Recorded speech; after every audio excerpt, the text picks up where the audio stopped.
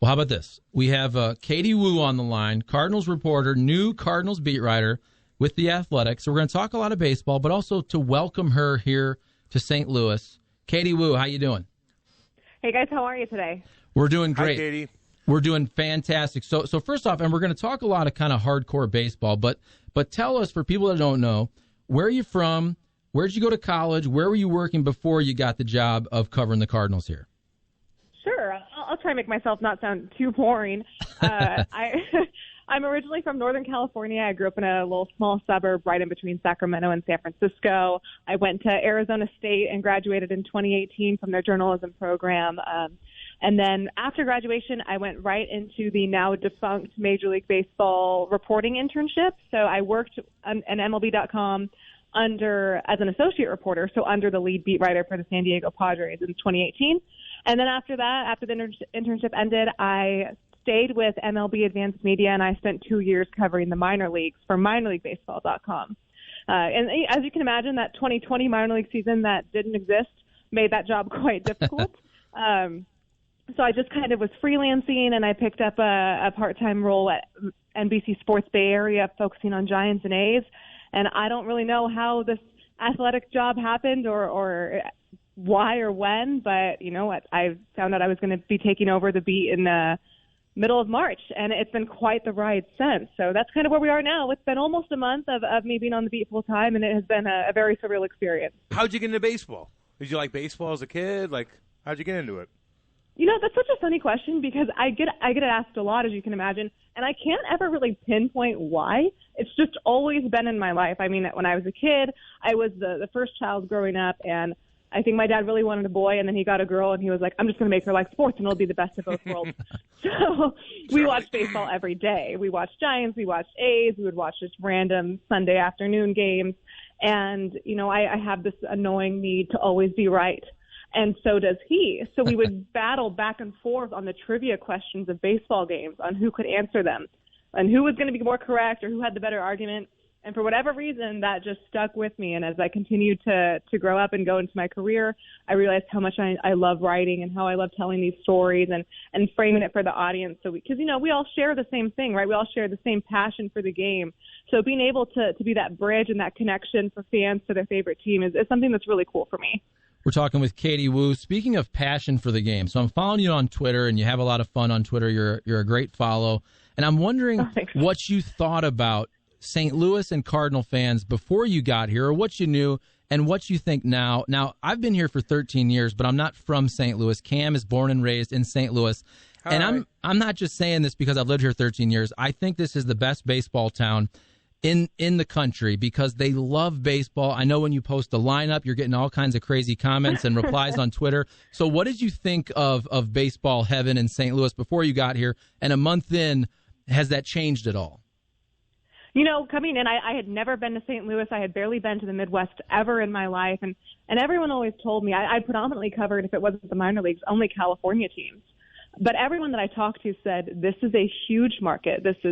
They love their Cardinals here. It is their life. It is their blood. You're really going to love it from a reporter's perspective because people really care. And not only do these Cardinals fans really care, as they've demonstrated so much over the last 3 weeks, they're very knowledgeable and they understand. And maybe that's not always communicated on Twitter sometimes, but I've really been blown away by just the overall appreciation, the ways that they follow the team and how in depth they are. Just, I mean, what more can you ask for as a reporter, right? You want a fan base that cares, that is passionate, that good or bad is going to have an opinion and something to say. So even if some of the replies might drive me a little crazy, and of course I'm being dramatic on Twitter just because, you know, that's my thing. I've been really, really impressed with how engaging the fans are, and I'm never, ever going to take that for granted, even if it is sometimes a little trying. It's very much, St. Louis is very much as advertised as a baseball town. I feel like it is very much baseball heaven, and I don't know how I wound up in this market, but it certainly seems like the place to be. And I know that every fan base, you know, they care about baseball and they care about the lineup, but I really don't think many fan bases care about the lineup as much as St. Louis Cardinal fans do. And I've read on Twitter when you put a lineup out there, I'm sure you get all kinds of replies about Matt Carpenter. Anything funny, any funny replies? Because Cardinal fans, especially on Twitter, are kind of obsessed with Matt Carpenter and if and where he bats in the lineup. Oh, my gosh. I cannot believe that a batting order can be so controversial, but I guess that's social media for you. You know what? I was laughing to myself yesterday because my personal opinion on the lineup, and not like it matters, but my personal opinion was that yesterday's lineup was probably the best one. It's the best version that we've seen so far. You know, it didn't yield the result necessarily, but when you look at it, it seemed to make the most sense. And I was just thinking to myself, this is what everybody has been asking for. This is what, you know, everyone should be happy. I'm going to tweet it out. And someone's going to complain. And I'm going to lose my mind. And sure enough, maybe like 5 minutes after, someone said, why isn't Austin Dean in there? Why is Williams? And I was like, why can't you guys just be happy? But yeah, it was definitely a much more tame lineup than when Matt Carpenter is in. Sometimes when he's in the lineup, I think about just turning replies off to that tweet. Haven't gotten to that part yet, but we'll probably get there. Hey, can I ask you, so you're from Northern California, so when you got this job here, were you like what was your reaction? Like, oh, St. Louis, like, oh, okay.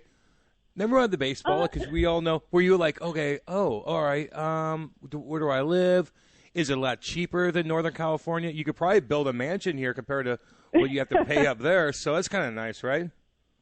I had no kind of, I guess, not necessarily expectations, but I had nothing to, like, base what this experience should be off of because I had, never been here before. So I went in with an open mind. And, I've lived in California or the times I was in Arizona for basically my whole life, and I never really wanted to stay. So I thought of it as this is a very crazy transitioning period in my life. You find out 2 weeks before the season starts that you're going to take over a new team. You have a couple days to pack your stuff and get it, mostly across the country.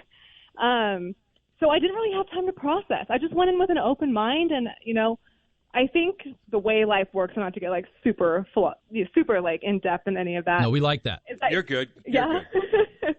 Is that you always find where you're supposed to be. So I never ever would have pictured myself in St. Louis, and now that I've been here, I feel like it's exactly where I'm meant to be. It has really struck me with its culture and its charm. I mean, I'm in Central West End right now, and I'm having so much fun just going out and exploring and seeing a different part of the country that I never would have seen otherwise. So I haven't experienced the humidity. I'm sure that might change my mind when it affects my hair. But for now, it's been really, really cool. That's awesome, Katie. So I moved here in 2008, and I was the same way. I'd never really been to St. Louis. I'd driven through, never necessarily thought I was going to stay, and here I am 13 years later and married a St. Louis girl and got a daughter now myself, so I'm not going anywhere. That happens a lot to people. They come here and they end up staying here in St. Louis. We're talking with Katie Woo, the Cardinals' new beat writer for The Athletic. I want to ask you some baseball stuff, too. Obviously, over the weekend, the Cardinals sweep the Reds. Really fun, entertaining game last night, and a quick one, even though the Cardinals lose 2-1. Great pitching matchup, Adam Wainwright and Zach Wheeler. So overall, Cardinals kind of treading water this season at 11-11. Just what have you seen so far? What do you think strengths and weaknesses and what the ceiling could be for this Cardinals team this year? I think that we were all maybe a little bit premature in stressing out over the rotation. Obviously, this is not the rotations they drew up in the spring. Having to slide in Ponce de Leon and at the time Gant didn't seem ideal, but you get KK back and he's been great. No, I don't think we're talking about Johnny Gant enough and what he's been doing in his role. And if Adam Wainwright can keep reinventing an aging method that I personally would like to know his secret. That rotation looks good. And we're not even talking about Jack Flaherty and, Carlos Martinez. I understand he's a little bit controversial. He's not super consistent, but he has improved. If you look at it and you take away the outlying metrics aside, defense, a couple of weird games early in the season, he's improved both with his pitching style and with his mentality. And as we know, that usually goes hand in hand. So I'm encouraged by what I'm seeing from Carlos Martinez. I think today will be a big tell on where he's at. I don't think the rotation should be as big as a concern anymore. I think guys are hitting their stride. It took a little bit. You have to remember how badly the Cardinals were decimated by COVID last year and how that takes a huge toll, especially on your arms. I think the bullpen's good as advertised. I know they've been making us a little nervous lately, but I think that's still probably the strongest asset of their game. What I think really needs to click is the offense. And, we see Dylan Carlson. We talk about him a lot. He certainly seems promising. I really like the Tommy Edman, Dylan Carlson 1-2 combo. I know Goldie's been struggling a little bit. Nolan has not exactly putting up a bad April by any means, but when you're Nolan Arenado, the expectations are always higher than physically possible. Yadi has continued, just like Wainwright, to defy all age. And DeYoung, when he's hot, that's a really, really formidable 1-6 combo.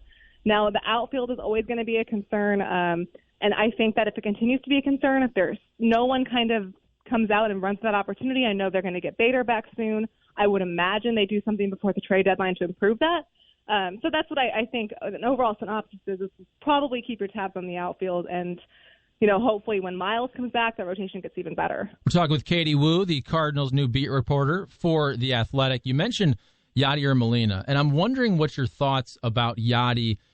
What did you think of Yadi before you came here? Because, anybody who's a baseball fan or reporter, they know the name Yadier Molina. They know how good he is. I've always said you have to watch Yadi, though, every single game to realize how valuable he still is, even though he's about to turn 39 years old. And I know it's only been 22 games of you covering the Cardinals and Yadi, but what have you thought about him? Because this guy is as beloved as anybody, as any athlete in the city of St. Louis. Can you feel that? Oh, absolutely. And you make up a great point of you have to see Yadi in person and see how he commands the team each time, because that's not something that can easily be televised or captured on any kind of TV or radio broadcast, no matter how good you are. You just have to see Yadi in his element. And there's one specific moment that happened a couple of weeks ago at Busch Stadium during that first homestand that to me kind of cemented what Yadi meant to the city, not just the team. It's a game in early April. The Cardinals are trailing by 2. It's been particularly boring. It's like the middle of the 5th or the 6th inning on a weekday. And he steps up to the plate, and everyone in the stadium just randomly starts a Yadi chant. And the whole stadium is chanting, Yadi, Yadi. And he homers. And the place went crazy. And I just thought, that I talk a lot about with my editors and with I call them my support staff, who they're really just there for me to vent to, about having moments where it's like, okay, this is a moment of the season, this is a moment of the team, and a moment on the beat. And that was definitely a moment for me where I got to see firsthand the Yadi effect that has been so prominent in St. Louis for, forever, it seems. And this has to be a weird year to really start on the beat, obviously with COVID, and last year was even weirder. But what's it like being a beat reporter when you just start with a new team? You're trying to get to know all of the players and the managers and John Mozeliak and all that, and you probably have to do most of that over Zoom with all the weird social distancing and no in-person interviews. What's it been like for you? It's been a time. Right, but at the end of the day, there's no excuses. You still have a job to do. I think the Cardinals deserve a lot of credit in being accessible and being available and understanding that, everyone is hindered by Zoom. The players are at a disadvantage. The coach is at a disadvantage. We're at a disadvantage, obviously, too. And I think that's kind of universally understood. So I appreciate so far. I know it's early and it's a long season, but the players have done their best to show up and try to answer these questions the best that they can and try to be honest in their assessments of the team and themselves. Mike Schultz has been great in that regard, too. I'm appreciative because I'm not sure if it's like this in all organizations, and I'm sure it's not, but I feel like the Cardinals have done a good job of showing up and helping it run as smoothly as it possibly can. I'm not saying that it's been easy by any means, but it certainly could be worse. Well, Katie, you're going to love it when it gets packed in there, bro. I'm telling you. It's a sight to be. Yeah, it's crazy. Well, Katie, before we let you go, Cam Janssen played in the NHL for about 10 years, and he's from here, so maybe Cam can give you some tips. Cam, do you want to tell her about Emo's Pizza, Toasted Rabs? What do you want to tell her about? No, I just want to know, so you're right there in Central West End. I don't know what's open right now. I haven't been there in quite a while, but there's always some good sushi places. Oh, you could cruise right around there. There's all kinds of nice stuff. I was wondering if you found any the hole-in-the-wall place or some place that you go in and get your food. I mean, you find any good spots because they're there. You got to find them. I'm honestly overwhelmed at the amount of places that I could go. So I try to try at least 2 new places a week. But I don't want to be eating out all the time because my workout regimen is not good. I hear you. I get it. So I love this little neighborhood. I think it's super cute, and I could get lost just trying to try new things in this specific neighborhood. So I don't know how I'm supposed to try all these St. Louis staples and not get caught up in that. But I'm always taking recommendations. So if you guys have any tips or things I must have or must do, I'm open. That's what's crazy, too, is, when you first move here, you end up doing the same thing a million times every time a family member or a friend comes by. Like, I went on the Budweiser brewery tour, I think maybe 10 times in the first year, just because whenever somebody comes to visit, you're like, okay, you're going to go to the zoo and you got different things, but you always end up at the Budweiser brewery tour. Well, like, what do you like to do? Do you golf? Like, do you like to golf? Like, what do you're so busy all day. Are you but when the Cardinal season's over, you staying here? Like, do you have hobbies? Yes. Like, what do you like to do? Yeah, I'm going to stay here. I'll probably go back for the holidays at some point, but I'm glad you brought up golf. I love golfing. I'm not necessarily great at it, but I do love to go out there. I like to do outdoorsy things. I do enjoy a nice beverage every now and then. But yeah, if there's an activity, no matter what it is, I'm not really going to say no to it, right? Yeah, you're going to get invited to a lot of golf tournaments too, by the way. So, you'll get. There's always golf tournaments every single Monday. Charlie and I both suck too, by the way. And we just try to entertain people and stuff. Like, it was kind of like clownish, but that's what you do. But yeah, there's a ton of nice courses right by where you're at. Actually, there's a lot right there. So you just got to look into it. Whatever you like to do, it's right there. And I'm telling you, if you cruise around and you meet new people down at the stadium and stuff, like, you're going to meet so many people. You're going to have so many different hookups. Take advantage of that stuff. That's my advice to you. Absolutely. I cannot wait to. I'm glad that things are loosening up, and then we're getting a little bit safer in terms of the world, and things are sort of creeping back to normalcy. So I cannot wait to take full advantage of that opportunity. Well, Katie Woo, this was fun. Thanks for coming on. You're welcome anytime, and welcome to St. Louis. Guys, thank you so much. We will talk soon. All right, that's awesome. That's Katie Woo, Cardinals beat reporter for The Athletic. That was fun, Cam. She knows her baseball, and she's cool. She's fun. She's cool.